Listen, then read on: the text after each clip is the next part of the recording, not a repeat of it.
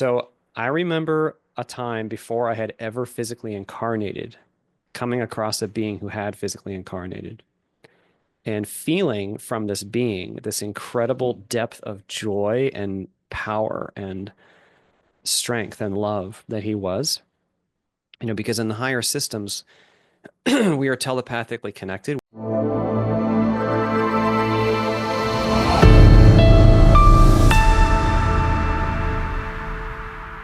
This is Dale Cross, and welcome to another edition of the Soul Inspire podcast. This is the audio video podcast that features spiritually awakening souls to help inspire you on your own soul journey.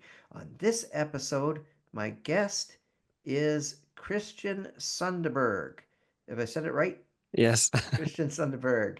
And it's my real pleasure to welcome him because I've seen him on other podcasts. I love this story. I had to get him on my podcast, so I'm so grateful he agreed to be on it. Just a little bit about Christian. When Christian was a young child, he remembered his existence before coming to Earth. Now, while that memory left him completely for his early adult life, it spontaneously returned 14 years ago as Christian took up a meditation practice and went through a personal awakening journey. He also began to have out of body experiences, OBEs. Christian has presented at over 100 public speaking events as he seeks to remind others in at least a small part of who we really are beneath the human play. Professionally, Christian has worked for 16 years as a manager for complex nuclear pump and valve manufacturing projects, and also now as a project manager for an insurance company. Christian is the author of the book, A Walk in the Physical.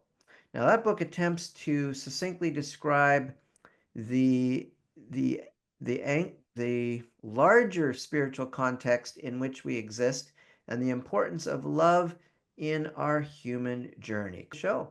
Thank you so much, sir. It's an honor to be here. The honor is all ours as well. Thank you so much. Let's begin with what I usually start out with, and I'd like to know a little bit before we get into your pre-birth memory story, etc. Let's find out a little bit. Tell us a little bit. Did you have any kind of religious or spiritual background growing up, or tell us a little bit about that? Sure. So, in the human context, I've always been spiritually minded, but it took the form of Lutheran Christianity for most of my life. Okay. So I was quite committed to the Lutheran tradition in my teens and 20s. In fact, I almost went to seminary in my 20s. Oh, wow. And it meant a lot to me, but I also could just sense even then, like, there was something larger going on. Yes. It couldn't be easily articulated or understood. But so I didn't end up going into it professionally, but I very much was committed to that church life. Mm-hmm. But then at the age of 30, I took up a long-term meditation practice and went through this personal awakening journey. I began to have out-of-body experiences Hmm. and had pre-birth memory return to me. I realized that I had had that memory up until the age of about 5 or 6 as a small child, Mm-hmm. and it was so worldview altering. Not only the memory, but primarily the out-of-body experiences and the shift in consciousness. It was just something that it profoundly affected my life. And so then, I would say that my spiritual walk since then has been significantly different. Mm-hmm. Yeah. Mm-hmm. So let's go into those pre-birth memories. Can you tell us a little bit about what so you said you remembered it, but then it kind of faded and then you remembered again, or how did that go? Yes. Yeah, when I was a very small child, I had some of this memory. I would draw upon it. Mm-hmm.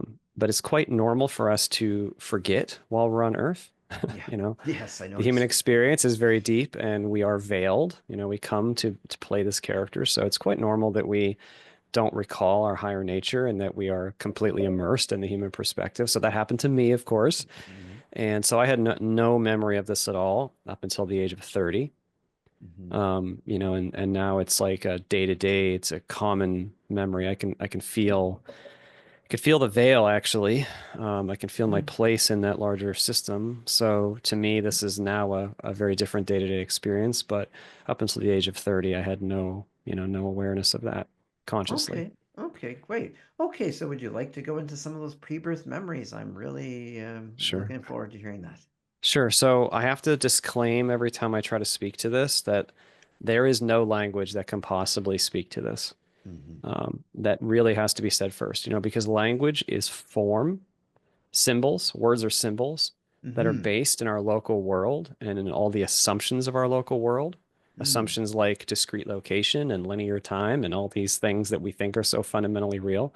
Mm. Whereas our true nature, it fully transcends this entire physical context and all of its symbols. So there is just no way to put words on this.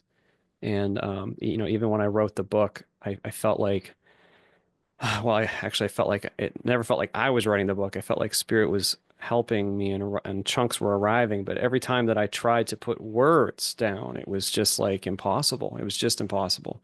Mm. So I still feel like that to this day, and I just have to disclaim that. Um, yeah, so please interrupt if you have any questions or thoughts, but I'll dive right in. And I know this Yeah. sounds strange. I'm a kind of a down to earth person. I'm a working professional, so I didn't share this for the first 8 years or so after it came back to me. Hmm. I recognize the social stigma that is possible or the judgment that is possible, and I know how this sounds. Okay, so Hi, this is Dale Cross of Soul Inspired TV, and I want to invite you to my free webinar, Activate Your 5D Heart in the 3D. Are you ready to discover how to bring heaven down to earth and live in a bliss-filled reality of joy in the midst of collective chaos? Learn how to effectively shift from a 3D mind-based reality of struggling, striving, battle between light and dark. Learn how to shift from that to a 5D heart-based reality of effortlessness, joy, and unconditional love. This webinar will literally transform your life because I'm going to help you to learn how to live in alignment with your true nature of joy. And that's what's going to get you through all the chaos. So go ahead, click on the link in the description below this video, head on over to dalecross.net and click on the free webinar, Activate Your 5D Heart in the 3D.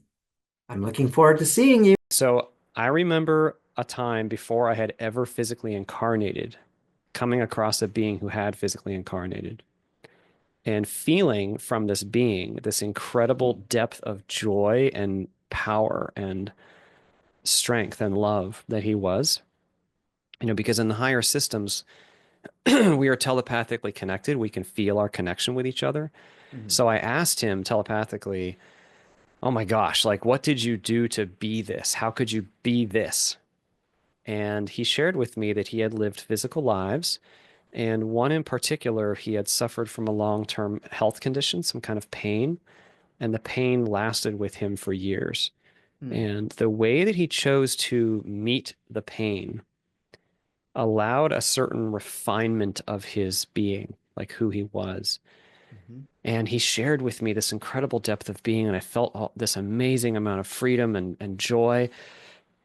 And I was so inspired. I was like, oh my gosh, I want to do that. I want to do that. I want to do that. Like, I was just like, I will do that. Like, wow. I was so inspired. And at first he said something like, well, that's what they all say. You just don't know. Like, not negative, but just kind of like you're just ignorant to what you're asking for. You don't know how hard this can be. And I said, no, I mean it. I want to do it. And he said, well, go talk to your guides. Hmm. So I don't have right after that, but I know I found this being again later after I had lived a number of physical experiences. And Hmm. I shared with him that I was on the path, and he was very encouraging. Okay, so most of my pre-birth memory, though, is of a time somewhat immediately preceding this life and the life just before this life. Hmm. I had taken a long break in between lives, and I remember being in this realm of gold light Hmm. and feeling connected to everything and having this incredible freedom of being. And this guide coming to me every once in a while and asking me, are you ready to go back yet? Are you ready to go back yet? And just kind of putting him off, like, no, I'm not ready. I'm not ready yet. Not pestering, but just kind of like reminding me of my own intention to do Okay. this. And eventually saying, okay, I'm ready. I'm ready to go back.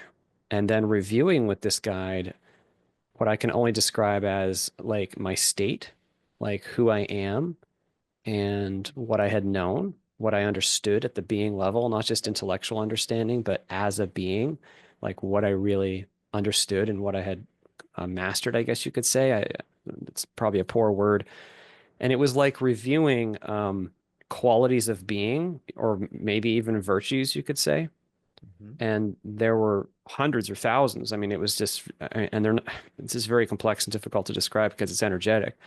But in reviewing them all, there was this one type of experience that was just so obviously like the thing I needed to work on. I don't like the words work on. I put work on in quotes because we don't have to do anything. Okay. Mm. But, but, but it was so obvious that it was almost like a joke. It was almost like, oh, that's not hard to identify. And it was this very specific fear that had bested me in a previous life. And what I mean is, fear is what gives rise to ego and egoic action, egoic patterns.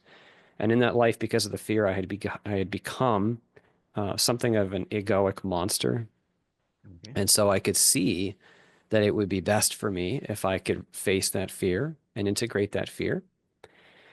And I could see that it could be incredibly challenging to do that because the vibration of the fear, the vibration in consciousness of the fear was so low. It was so breathtakingly low. I was like, even there, I was like, well, can it even be done? Like, is it possible to integrate something that's this low of a vibration? And the guide shared with me, yes. And you have all of time available to do so. Like, there's no hurry. And I just knew from that point of view, well, if it can be done, I'll do it. Like, if it can be done, I will do it. So they brought me a life that was appropriate for that intention. And it wasn't this life, it was the one immediately preceding this life. And I Mm. remember reviewing that lifetime in incredible detail. And then I remember there having to be a moment to accept the life. And then I remember accepting it. And then I remember accepting the veil. Okay, so the veil is just a word that we use for the constraints and the limitations in consciousness that we wear in order to be physically incarnated, in order to have a physical experience. Mhm. And so the way that it felt in the body of my awareness was like a plummet in vibration, down, down, down, lower, lower, lower, lower, lower, lower, lower, lower, lower, lower. And then like it feels like you're at the bottom, but then more low, low, low, low, low, low, just ridiculous, like almost like it would never stop, like free falling out of a plane or something. And then I remember then feeling because in the veil there's a disconnectedness that occurs. Like I no longer felt connected to everything, and I no longer felt like I had access to all of my knowing, all of my knowledge, and all that I was. Mhm.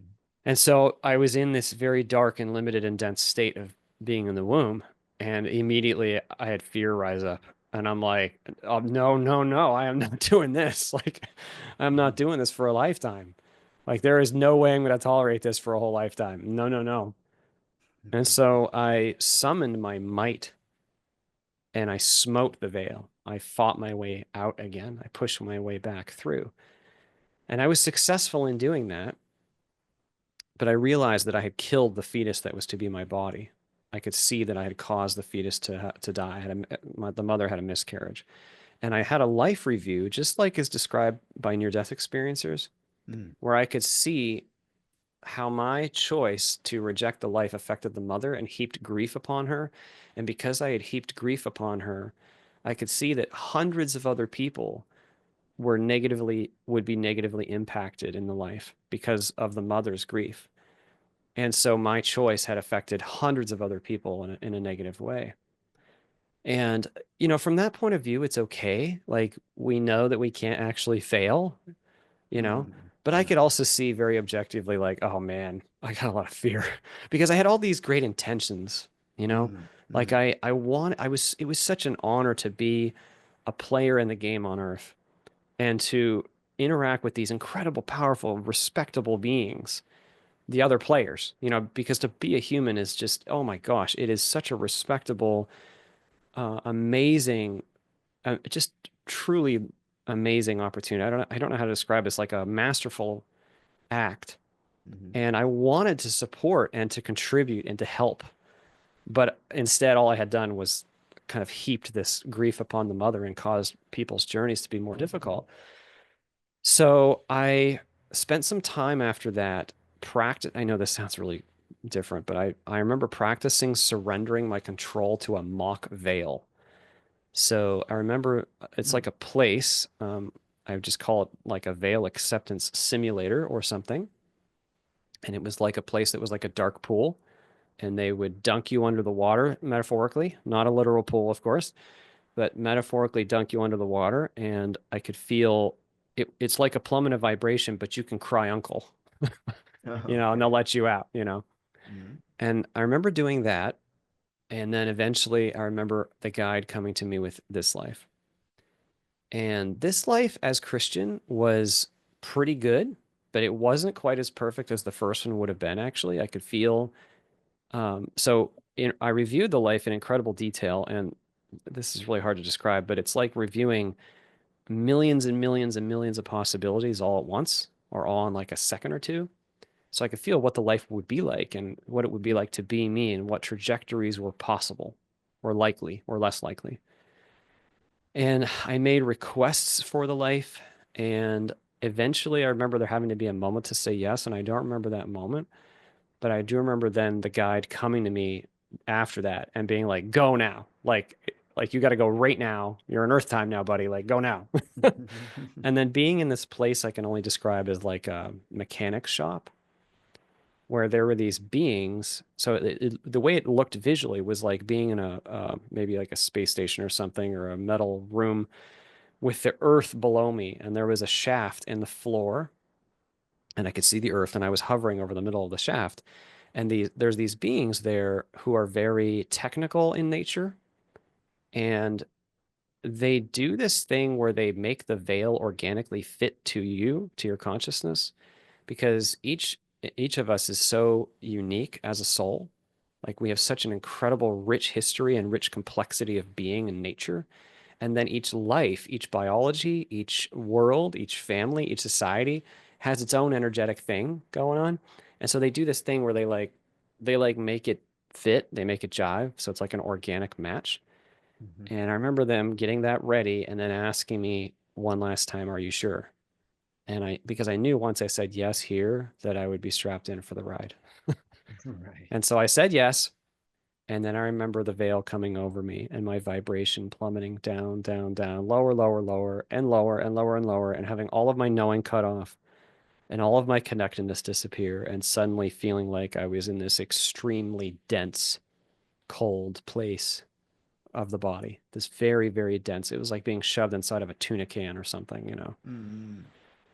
And actually, so then I remember sending one message back to the guides. Did it take? Did the veil take? And they sent Mm. one message back, yes. And I actually felt accomplished, even just for making it and successfully being veiled, because it's such a huge vibrational step that to even do that, I knew was an incredible accomplishment, actually. So then I was in the womb for a while. I don't know how long, but eventually I was like, I'm not doing this. This is not happening. And once again, my fear began to rise up. And I was like, there's no way I'm going to do this for a lifetime. Like, I'm not doing this. So once again, I began to summon my strength to fight my way out. And when I did that, the most holy moment of my entire life happened. And this is so beyond language. The only way I can describe it is that the great I am presence of what we call God or source Mhm. came to me and expanded me back out.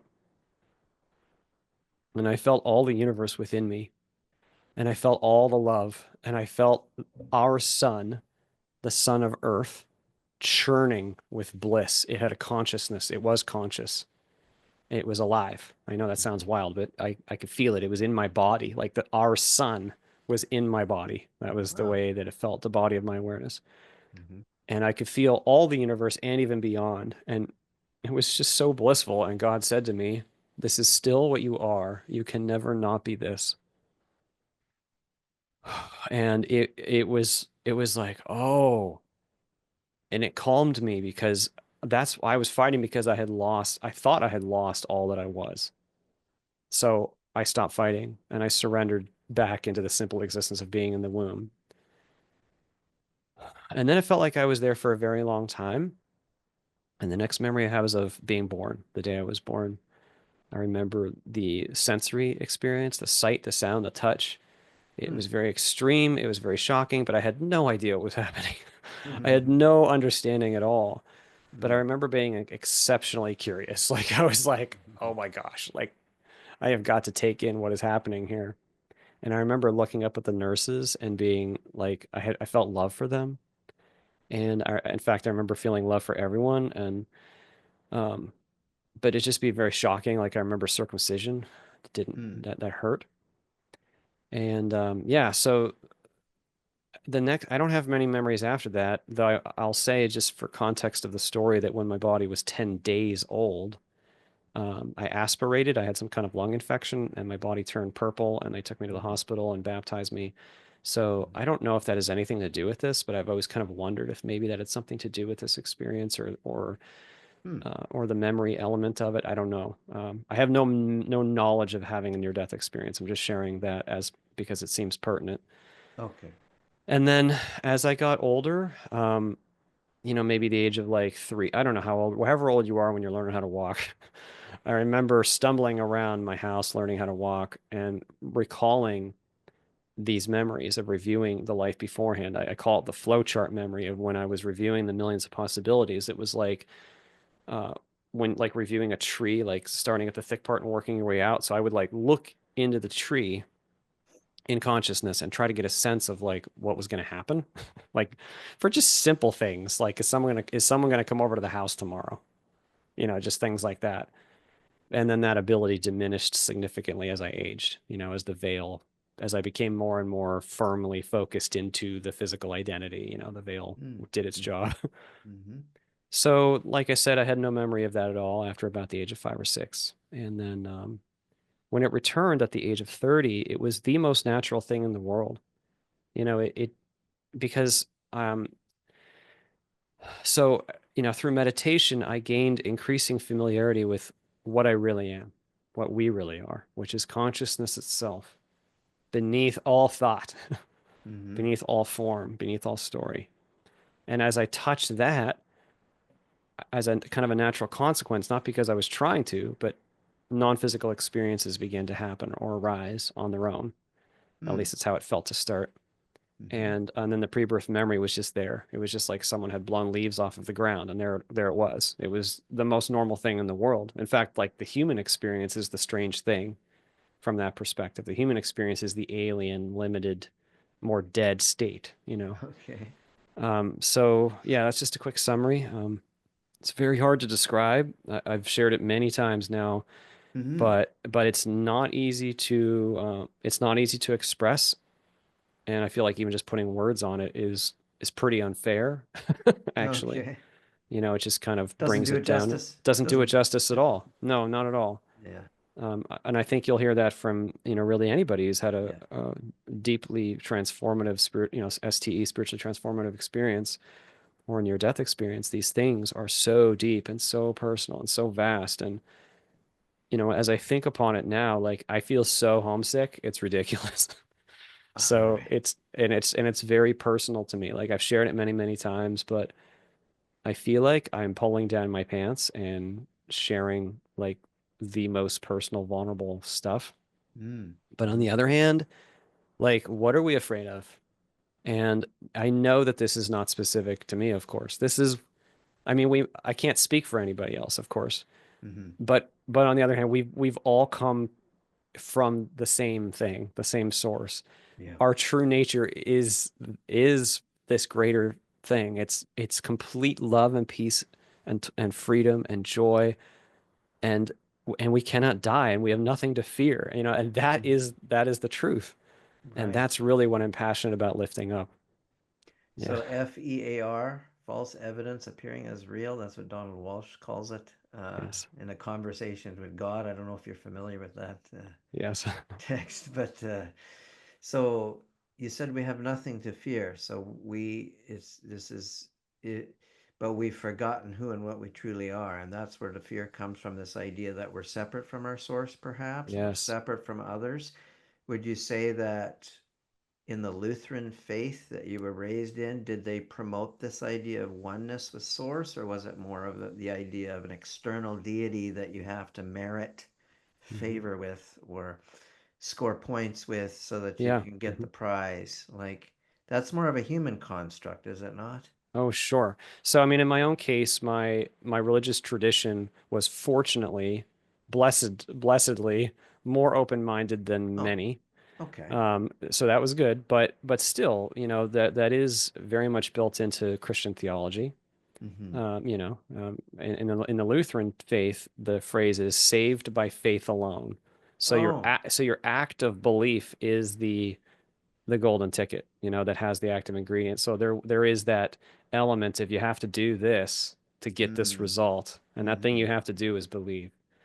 So So, but the what if thing someone is, doesn't have a belief?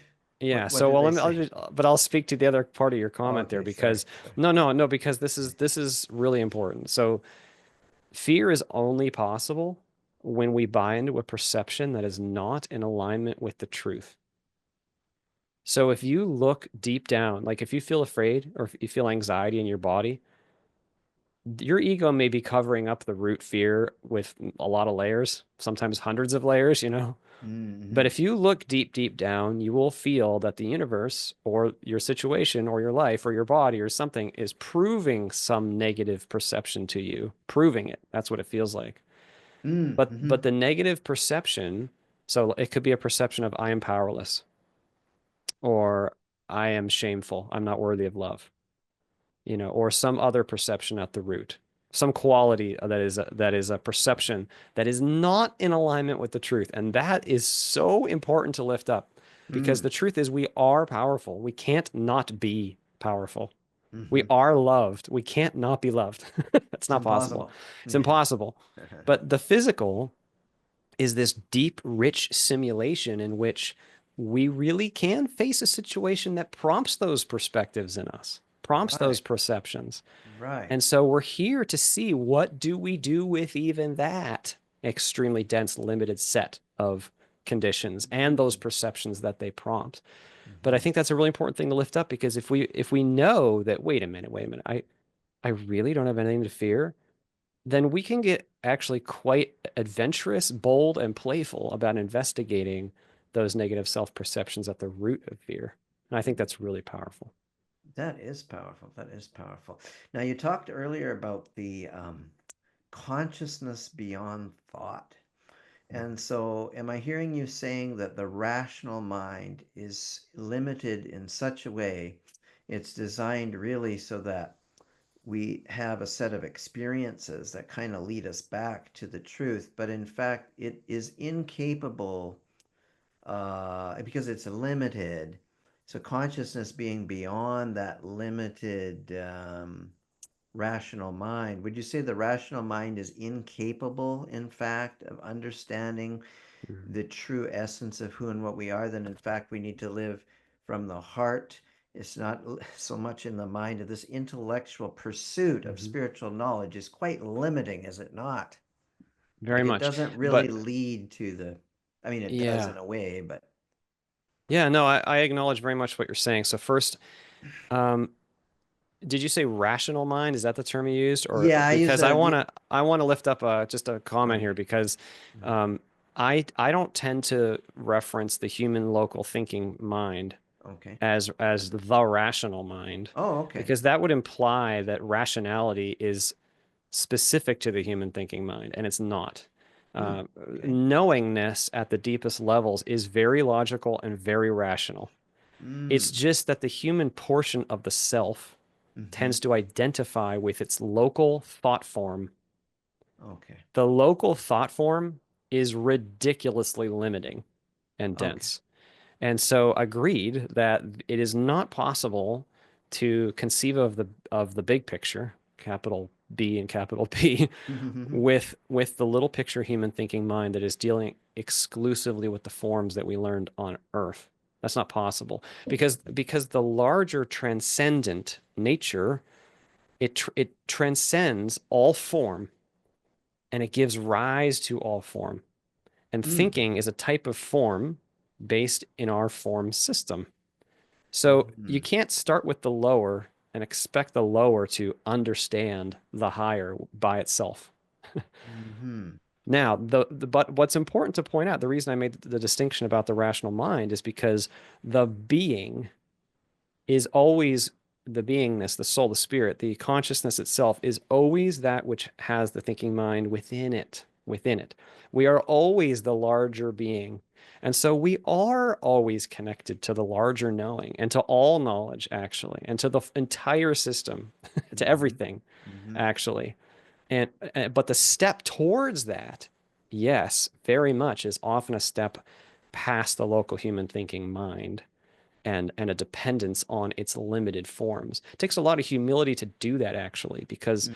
the human portion of us gets a lot of comfort and apparent power through just logical thinking based in human thought form. I mean, as a formerly primarily intellectual person myself, I Mm-hmm. respect the place of the intellect and what it can do. I respect it very much. In fact, I'm passionate about bridging the larger with the local intellect. They are not at odds.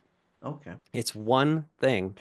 But yes, it does take quite a bit of humility to say, oh my gosh, I can't think understand my way to this.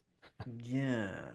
Yeah, because it seems like people that take certain psychedelic substances or they meditate or they Yeah. seem to come into connection with a much larger field of awareness that, like you said, it's hard to use language to describe. That in and of itself would show a certain limitation in what you call the localized mind being somewhat limited in its, Mhm.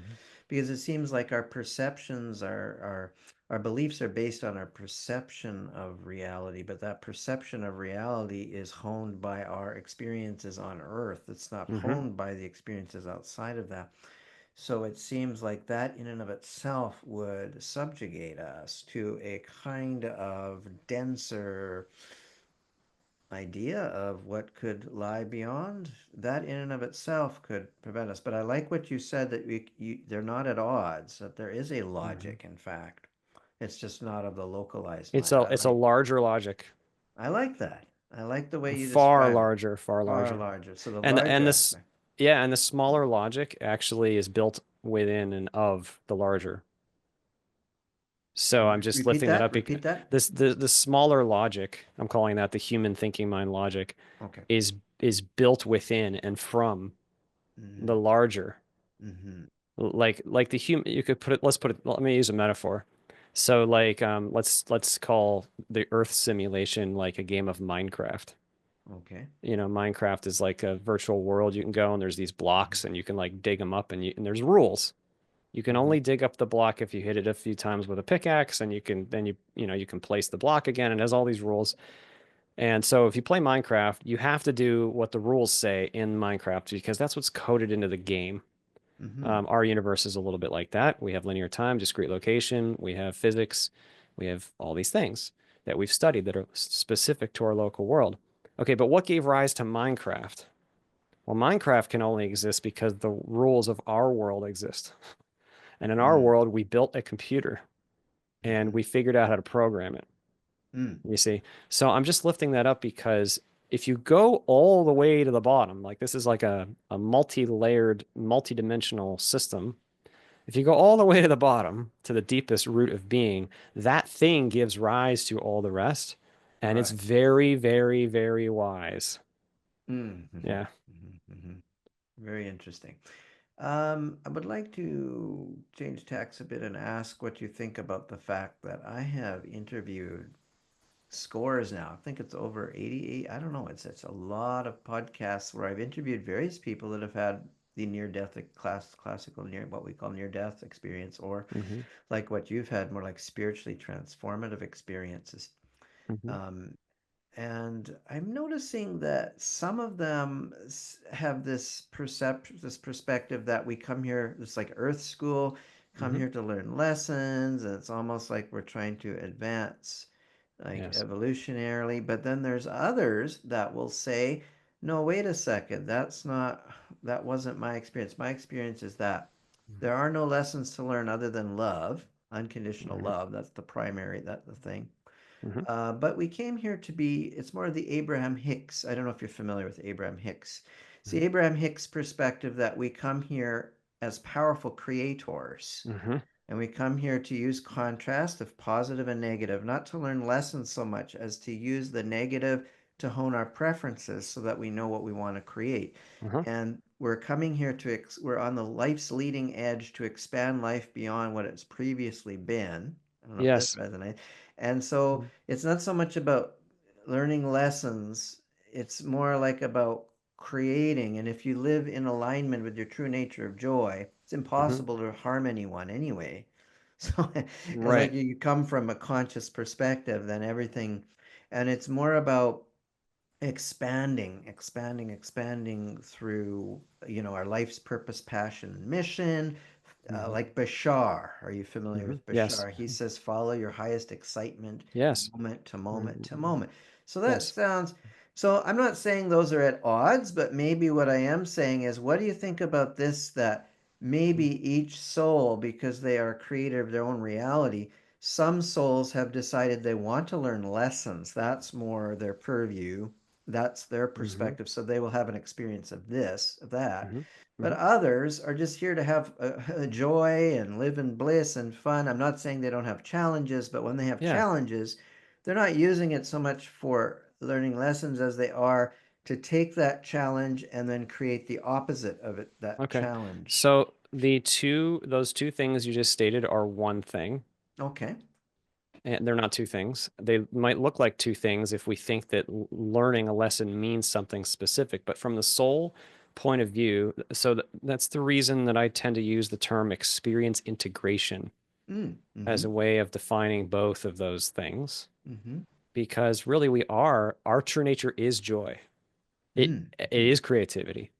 And we do come to learn how to be more of that even by pitting ourselves into, I mean, it's a little bit unfair, but I'll just use those words, pitting ourselves into a simulation that we're not, a limited set of conditions that we're not. They're not really who mm. we are, Yeah. but we pit ourselves into it to see what we're going to do and how we're going to choose it. Okay, the integration of that experience is synonymous with the evolution of consciousness and the expansion of being. And so there are many facets to that experience integration. One is that we might want to, or it might be quote unquote best for us to really focus into one specific thing and quote unquote learn a lesson about it, Oh, okay. learn about it. For Mm-hmm, instance, learning through, by the way, this learning we're taling about is not intellectual learning, mm-hmm, though intellectual learning is a part of it. It's a part of it. What we're talking about is a learning of the being by being something. mm-hmm. So if you want to know freedom, the way you might best know freedom is to actually experience its opposite. Correct. And then maybe choose freedom again or really integrate the opposite such that now your freedom is that deep, you see? And on Mm, the other hand, you might also be creatively, I mean, it's all the same thing, like I said, but you might be mm-hmm. focused on basically mastering your creative focus.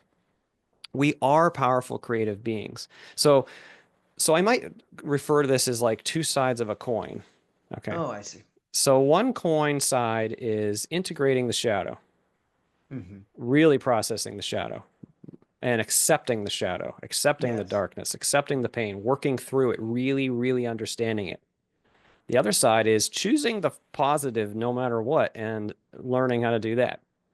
They're both the same coin Yes. because they are both deepening. They're both an act of deepening that which really is and a move towards what really is, which is love and peace and joy and freedom. Mm-hmm. So I do not see those two things as contradictory at all. Mm-hmm. It's just that our nature is so deep and vast. The type of learning we do here is very deep and vast and experiential. It includes both processing the depths of duality, and it also includes the ability to express our true nature. Those Mm-hmm. two things are simultaneous. Mm-hmm. That's beautiful. I like the way you put that.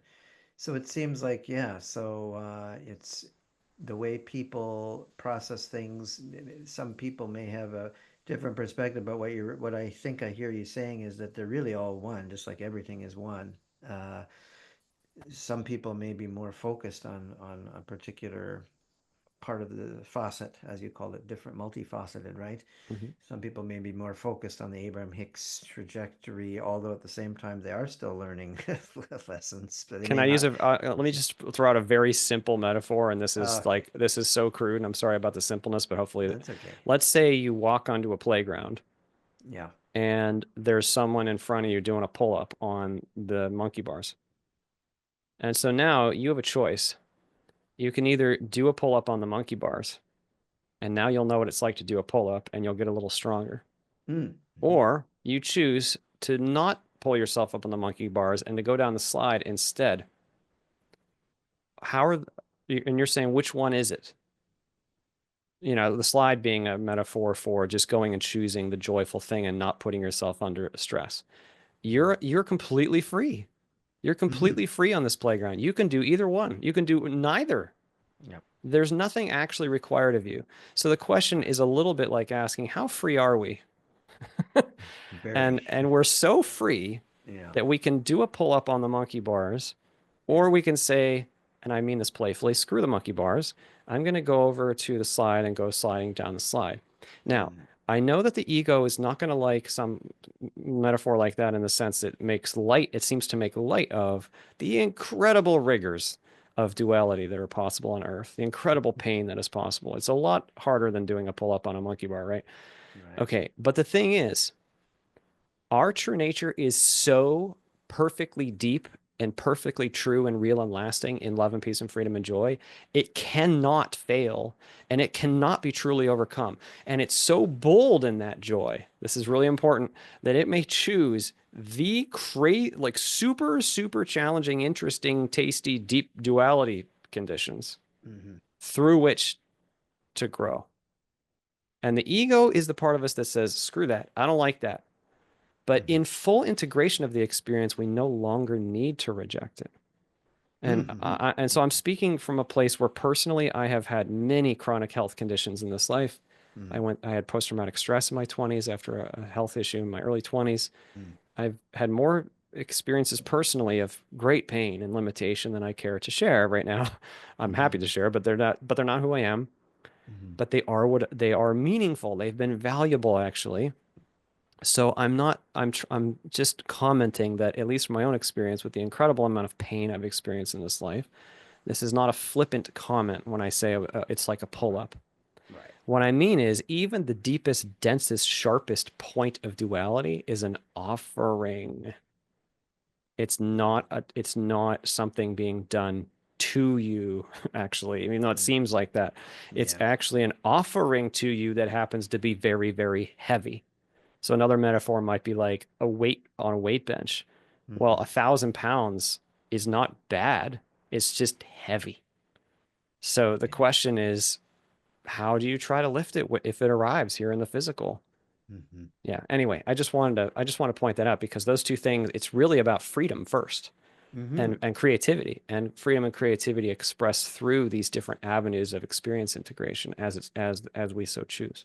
I like that. I like that. Yes, some people obviously, I know Abraham Hicks keeps talking about path of least resistance. That would be Hmm. the slide. Hmm. But then there's other people that, yeah, or you want to. I also one other thing comes to mind. So, and I know this sounds a little bit like masochism, but it's not. Okay. So pre-life, we're the ones. Again, I apologize to the ego's sensitivities, but we're the Okay. ones who say, "Don't let me out. Put me like once I get signed up, I want to experience this. I want to face this. I want to have this experience." Mm. And that is the value of the physical, is that it seems very unrelenting. Yes. It doesn't let up. Once I you're noticed strapped that. in, you're in for the ride. You can't get off the roller coaster halfway through. I mean, Yeah. Yeah, you know what yeah. I'm saying? Generally speaking, you can't Yeah. get off the roller coaster Yeah. halfway through. Yeah. And that's intentional because then it's like you're forced into something you otherwise would. What can force the sovereign power of God? Nothing. You are a part of God. You are a part of the source. Nothing can force it. Right. unless you surrender yourself into the limitation. That's why the veil requires acceptance and a surrender into it. That's why the surrender into the limitation is so meaningful and powerful, because Mm, only through that, only through surrendering yourself, could you mhm. possibly be forced, in quotes, to deal with something. And in that being forced to deal with something is the incredible opportunity here on earth. Fantastic. What do you say to there's a lot of talk on the internet of this idea of a soul trap. Mhm. That doesn't resonate with me at all. Uh, Neither, me neither. yeah, No. because I feel like that is very similar to the, and once again, I have complete respect for all religions, but Yeah. that sounds like Gnosticism. And it sounds like, I know there's different branches of Gnosticism, and some are less than that, or maybe more positive. But it seems like the idea of giving your power away to some seeing things out, like they call different things, you're giving your. It sounds like you're Hmm. assuming there's something outside of you that Hmm. can force you to come here. And what I Yep. hear you saying is there's no such. You don't feel there's any such forcing. You chose to come here. At Nobody the was like deepest level, at the we deepest chose. level. Yep. So would you say that this whole there's a few teachers out there that are teaching this, or probably several that are teaching the soul trap theory. Hmm. And I'm like, okay, where did they get these ideas? Okay, obviously Gnosticism. They research Hmm. old traditions, old ideas, but some of them have done these OBEs, have had an Hmm. out of body experience, and they've experienced this. Would you not say that it's their own fears, perhaps, or their own projections? Then, when they do the out of body experience, of course, their consciousness is projecting. It doesn't mean it's the ultimate reality, but then they come to Hmm. believe it is because they start buying Hmm. into the projection. But it's very dualistic, the idea of a Yes. soul Hmm. trap, because, Very dualistic. Yep. and then they teach you don't go into the light. Oh, That's a big one. that's not a good, yeah. Yeah, but I'm Yeah. thinking, no, wait a second here. Yeah. If you read the Tibetan Book of the Dead, I don't know if you've ever studied that, it's quite interesting. Mhm. That resonates a lot more with me because it says when you encounter the white light, it says recognize that that light is you, Oh, yes. that it's It's not you. separate from you. And then you can merge, and then you have a choice to come back or not. But if Yes. you go, oh, I'm afraid of it, if you deny it, if you try to run away from it, then you go into the next stage, which is you see the angels and the demons, but they're really just your own consciousness all along. There's nothing outside of you that can harm you. It's Right. impossible because everything is you, because everything is one. And I feel like with the Yes. soul trap theory, it's very similar to the Christian idea of heaven and hell, Hmm. that there are demons that can attack you, all this kind of stuff. Yeah, if you believe that, if your consciousness projects that, Hmm. you can have said experience. Like you said, we're free to have whatever experience we want. But yeah, what do you say to the whole soul trap theory? What do you think is going on when people have an out of body experience and they experience that?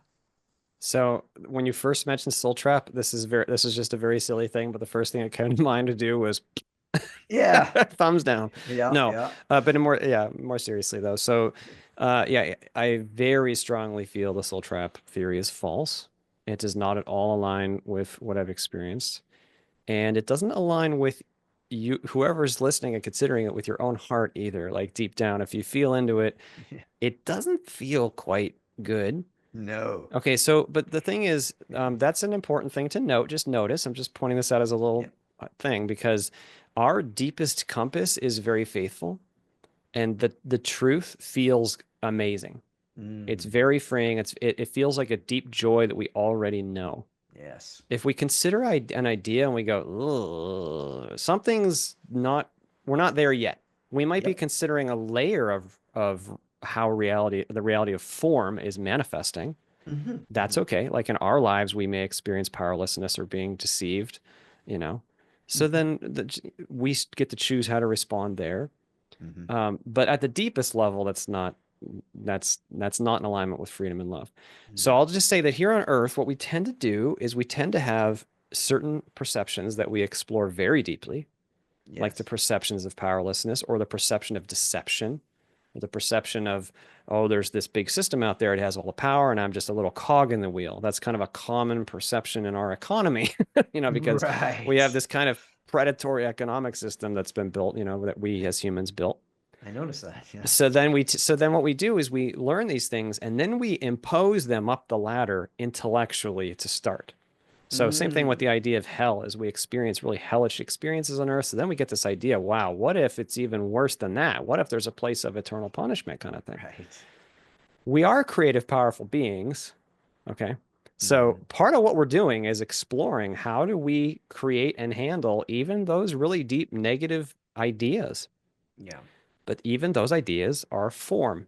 Now, in a thought responsive reality system, you will tend to resonate into or generate an environment that matches where you're at and what you Mm, believe and what you mm, expect. yeah. That's not a negative thing. It's a reflection of your own power as a creative being. And it's Yes. also there because it's built to show you what you are and what you're resonating with. Yeah. And so, yes, it is like I know some people have out of body experiences, and I know I've experienced this where it's like you just want to say, "Oh my gosh, this is like a higher level of reality," and it is a higher level of reality. But what I want to lift up is all realities of form are transcended by that which is fundamentally real, and that is Mm, consciousness itself, spirit itself. It is certainly possible to have experiences in other reality systems that are far less constrained, more lucid, more real. They're still form. And at the mm, most fundamental level is that which we always truly are, which is consciousness itself, beingness itself. And that substance, it can't be named. Okay. There's no adjective we yeah. can name it. But the closest adjectives we got in English are love and peace and freedom and joy and life itself with a capital L. And Hmm. that thing can't be trapped. Yeah. Everything arises within it. If there is an experience of being deceived or trapped, it's at some lower level in some reality system, in some much smaller picture, and it's some Yeah. form of exploration. Yeah. I think But that's why the. yeah, Oh, sorry. Go ahead. no, no, go ahead. Yeah, I think that's why the Tibetan Book of the Dead really resonates with me because it really is showing this idea. Yeah. I don't know if you know the idea of where it came from, but it was monks, I believe, that were meditating. Mhm.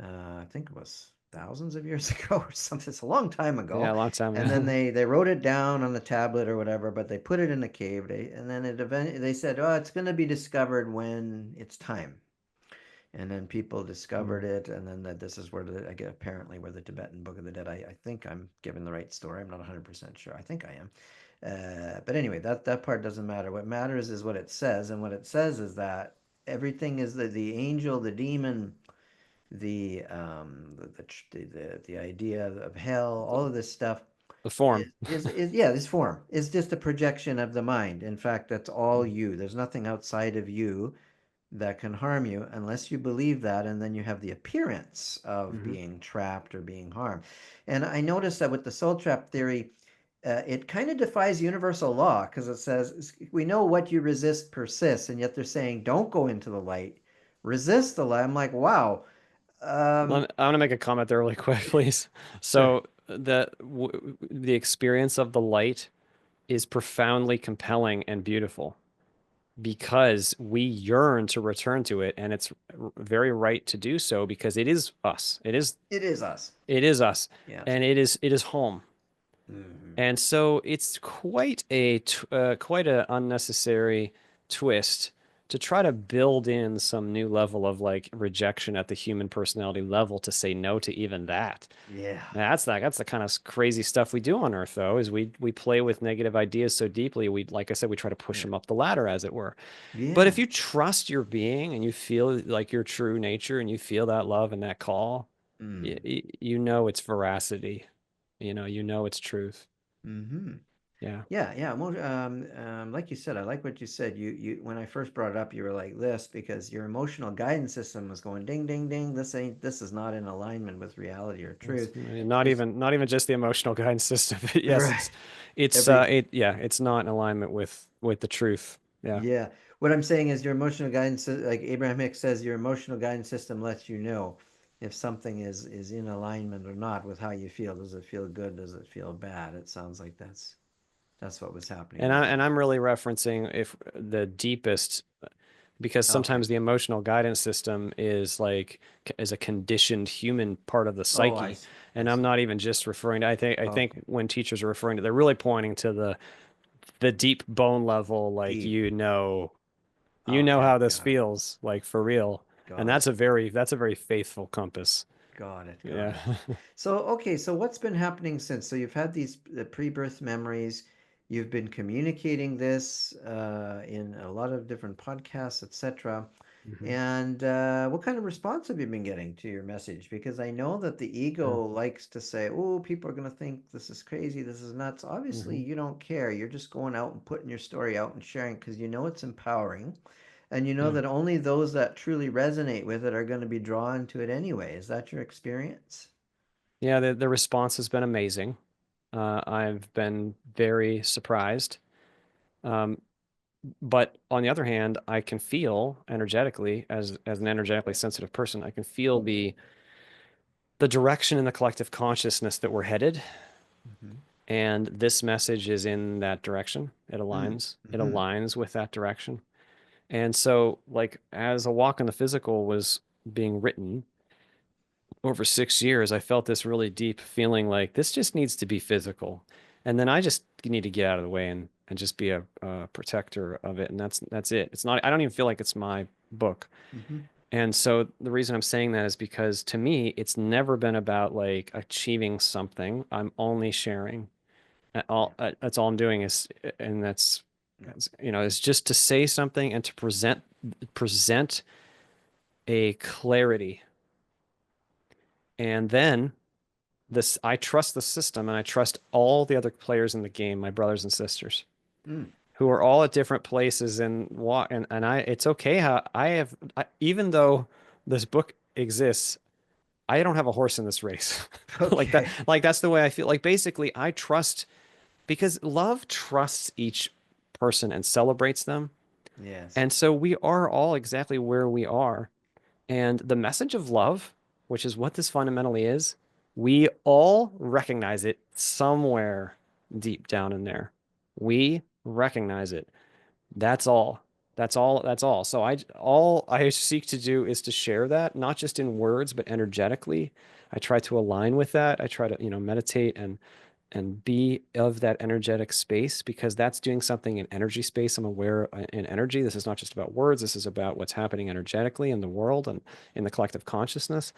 And yeah, and so it's been amazing the response though. I've gotten to meet so many amazing awakened people. The Mm-hmm. relationships that I've formed are amazing. I've probably met about 50 or so other pre-birth experiencers by now. Mm, So okay. I know I'm not alone. I had one woman message me and say that she heard me share about the Veil Acceptance Simulator, and she had remembered the same place. Oh, And I had never heard fantastic. anybody else say that, but then she gave me details that I've never shared. And I had another Wow. gentleman share about the technicians that I shared. He said, I remember the technicians, and he described, and there's elements of the description that I've never shared publicly, and he shared them with me, and I'm like, yes, and so when I hear that verification from others here on Earth, that is the coolest because Is we it? are like so far down Yes. in the like vibrationally where we are on Earth is nuts. It's so dense. It's so limited. So if we can connect here on these topics, oh, that is such a joy. So That is yeah. fantastic. Tell me about this. Tell us about this book. So you wrote a book, right? A Walk in the Is Physical? a walk in the physical. Where can we get that? Yeah, it's available for free at the third link down on my website to be read online for free, I should say. At the Oh, Google, there's a Google Books page. You can just click like read for free, I think is the name of the button, and it's on there as a PDF. okay. It's also on Amazon in print or Kindle or on audiobook. I did record the audiobook. Mm-hmm. So, A Walk in the Physical is an attempt to describe the human experience within the larger spiritual context, and it is a non-linear reality model. Mm. So nonlinear meaning like if I was just going to sit down and write it purely like on my own, I think I would have been a lot more linear and structured about it. Mm. But the way that I felt led and that spirit was leading me to present it is in a very nonlinear way. So there's like a short 14-page summary in part one that describes what is the human experience and what is going on here and what are we really. And then Mm-hmm. that section points to many other places in the book And kind of the goal here is to simply make the information available in such a way that each person can find that one statement that is what they need right now. Nice. That's really what it's about. Um, yeah. That's fantastic. So we'll put a link underneath in the show notes so that people can find your book. That's wonderful. Thank Do you. you anything else you want to share? Like what do you work with people one on one, or do you just do the presentations like this? I have worked with people one-on-one, but lately my time is just so full. So full. But I do intend, like maybe within a couple years from now, to hopefully move out of full-time mainstream work and at least into part-time, so I can do more Hmm. one-on-ones. Mm-hmm. I've never charged anything for them so far. I mean, Mm-hmm. it's just something I really enjoy. I love connecting in that way. But yeah, time, I have to be very thoughtful about how I spend my time lately. Got it. Um, yeah, All right. But now, are you open to people reaching out to you at all? Or I know you're very busy, but yeah. maybe you can respond. And what's the best way for people to Yeah, get a hold of you? sure. So a walk in the physical at gmail.com is my email address. I apologize if I can't respond. I have like 350 unaread emails right now, but Mm-hmm. I do try to respond when I can. And just check the website, which is a walkinthephysical.com. Mm-hmm. I'll post everything I can there, certain talks that I'm doing, and eventually I'm going to start a YouTube channel. And when I do, I'm going to put that information on there as well. And Okay. as for any remaining messages, I just want to lift up whoever's listening today. You really are underneath this whole human play, a multidimensional being of love, and you have nothing to fear. I love And it. that is the truth. And so if we can like feel into that and find Mm. that, Mm-hmm. and then align just a little bit more Yeah. with the freedom and the peace and the love of our true nature wherever we are and whatever that means for us, Yeah. then we're doing meaningful work. That's really powerful. So please be encouraged that you can do that no matter where you are. It's not about scope, it's not about size, it's about quality. Uh, So can you choose that quality? That quality of intention is the term I love to use. Can you align with that quality of intention to choose love wherever you are? That's it. That's all we need to do. And we can all do that no matter what's happening in the physical. It's a beautiful message. Thank you, Christian. I really appreciated you coming on this episode today. Yeah, I'm good. Thank you very much. I'm honored to be here, sir. Thank All you. right. Thank you. Thank you. All right. And thank you very much, everybody. Please join us again next time for the Soul Inspire podcast.